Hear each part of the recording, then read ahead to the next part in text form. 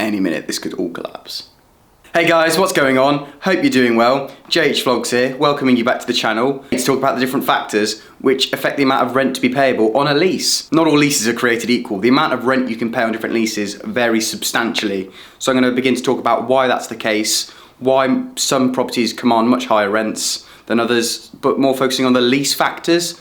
So not so much where it's located, why some areas are better than other areas, more on the specific factors of the lease itself and the tenants which occupy the lease and that sort of avenue.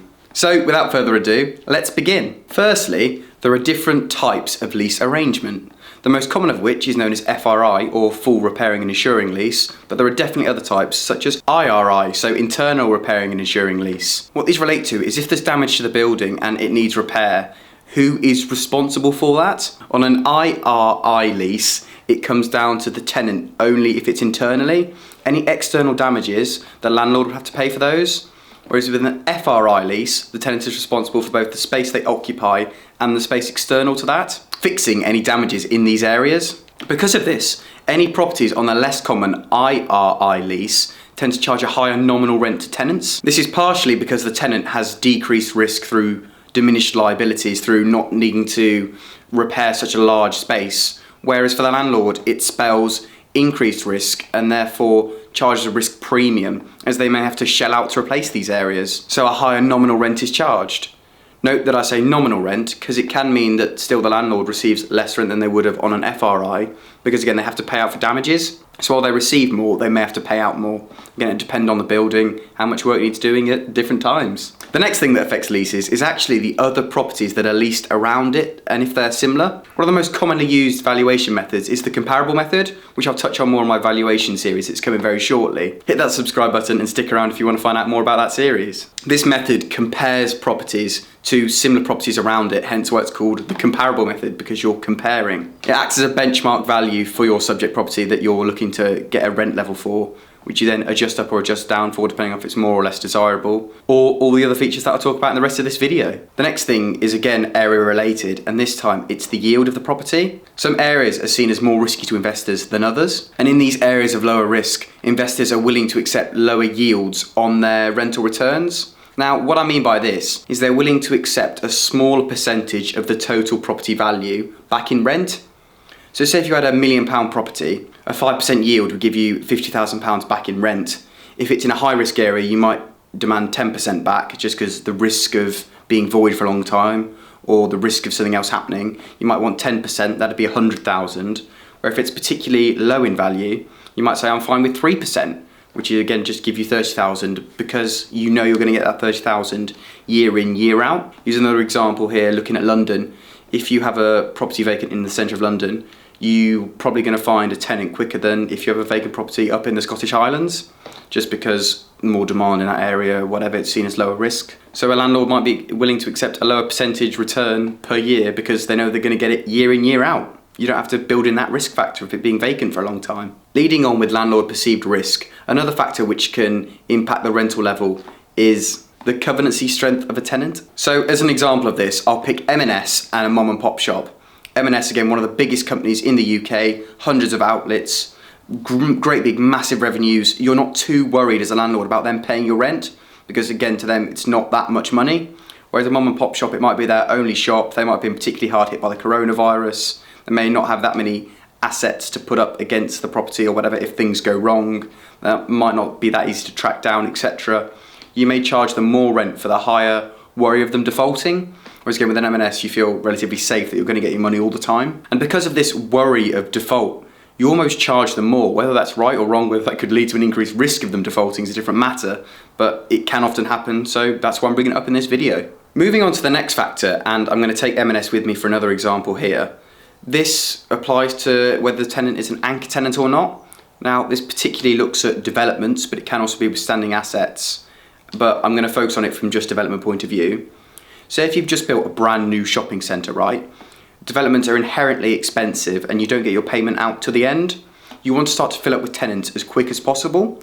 And that's when these anchor tenants can come in. So say you'll fill it with an M&S, a John Lewis and a Superdry. You don't have to, those are just 3 names I've plucked out the air. Now you want to get them in as quick as possible because, again, you've spent a lot of money on this development, you need to recoup your finances as quick as possible. And also by drawing those in, you draw in others who go, okay, so those people are located here, it must be a good area. That will draw customers in. That will then stop at the smaller shops as they're there. You just want those big boys in early and to make sure they're there.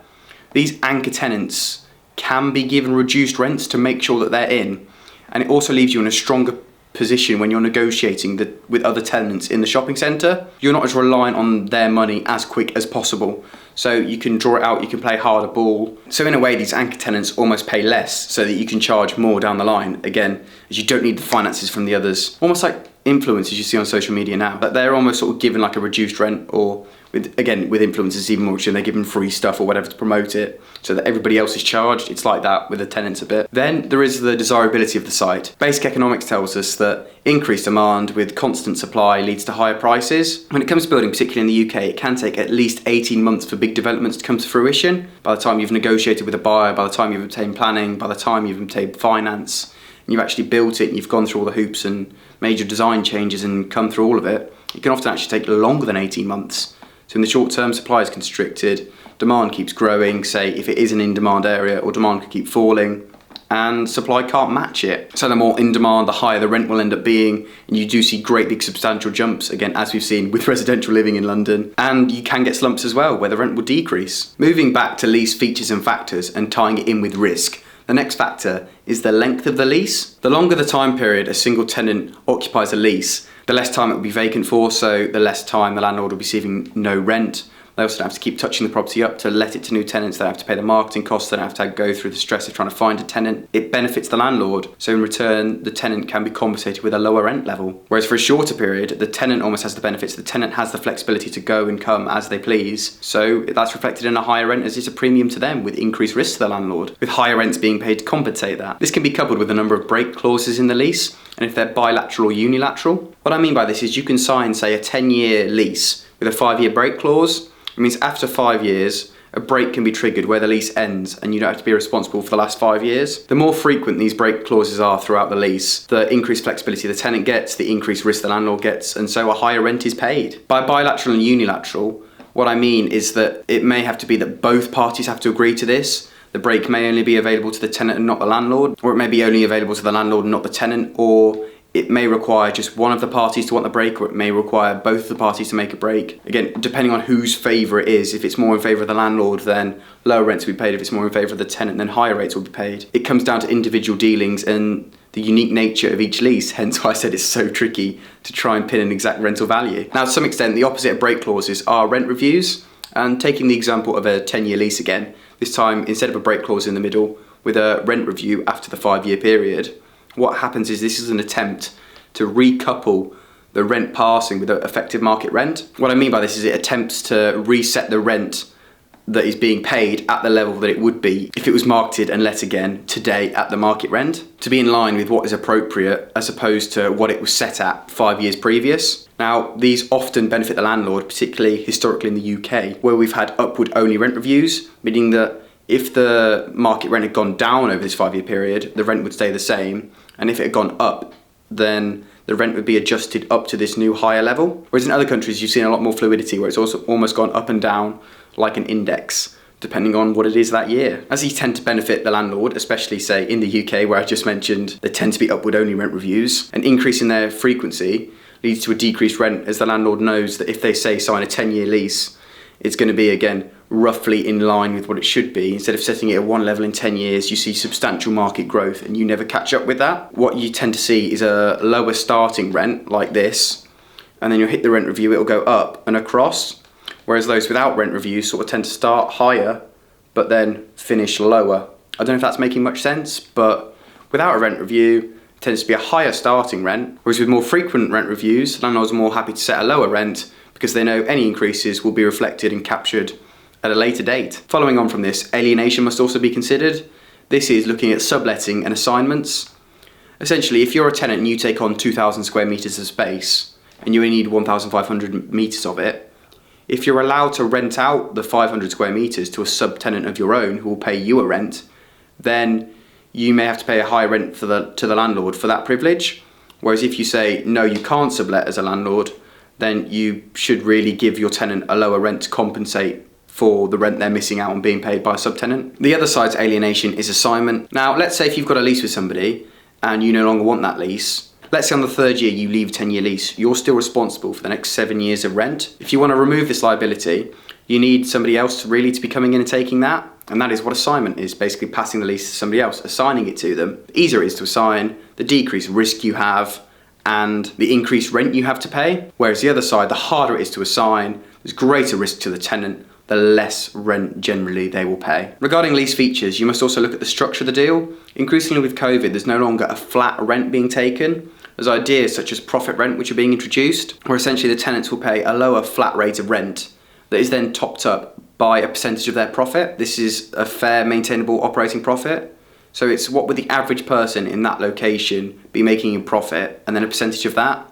Whereas, I don't know, making an example, you'd be charged a basic rate of £50,000, and then you'd have 20% of your fair, maintainable operating profit. It's calculated quite a complicated way, which I'll bring up in my valuation series, again, coming shortly. Subscribe if you want to find out more about that. Using fair, maintainable operating profit in this way, first of all, stops any sort of book fiddling, and second of all, it encourages productivity. It rewards those that are making substantial profit, and it penalises those that are underperforming, so it tries to encourage the best performance out of tenants. As with pretty much all of real estate, timing the market also plays a massive role. As I was saying about the demand and the supply at different times, these will come depending on whether the market's in market slump. Landlords just want somebody in their property. They'll try and give out as many benefits as they can just to get somebody in, just to get somebody paying rent. They really are beggars can't be choosers. Whereas in times of boom, as I mentioned, the supply is restricted, so it's the other way around.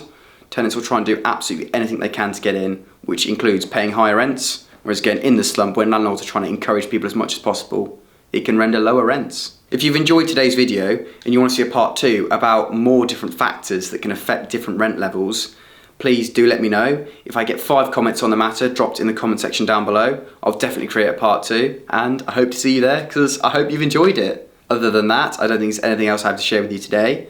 So thank you very much for your time and have a wonderful rest of your day.